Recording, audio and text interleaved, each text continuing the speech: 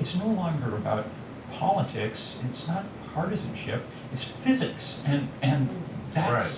that's the issue. Well, it's also science. I mean, we mentioned tipping points. I mean, when all the scientists are on one side, except for the ones who are on the Exxon payroll, I go with them. I go with their expertise.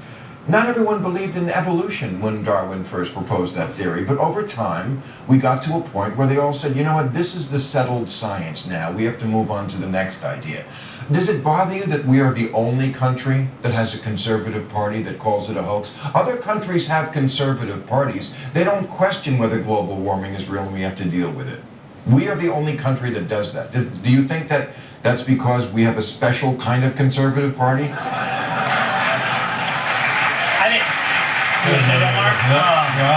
You're on, Will.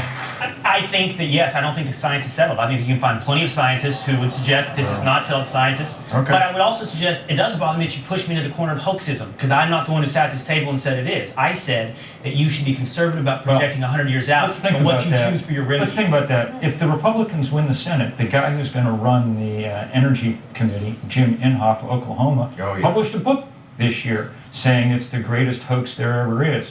I mean, I think it's pretty clear, what side much the Republican Party's But see, when you take one guy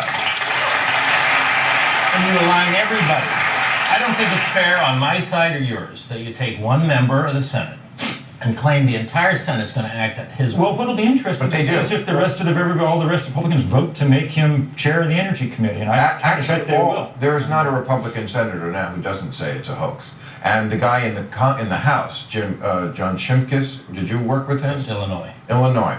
You know what he said? He said, we don't have to worry about global warming because in the Bible, you had me there, John.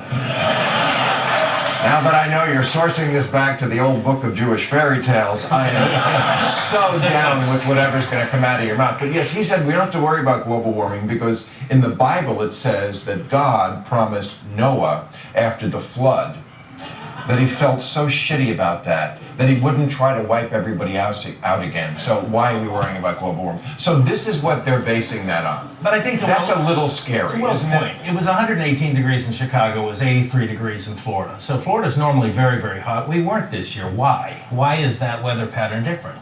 I'm not suggesting I disagree with you, but weather does strange things. So that's why we look around the world and observe that every month for the last 330, it's been warmer than it was in the last century.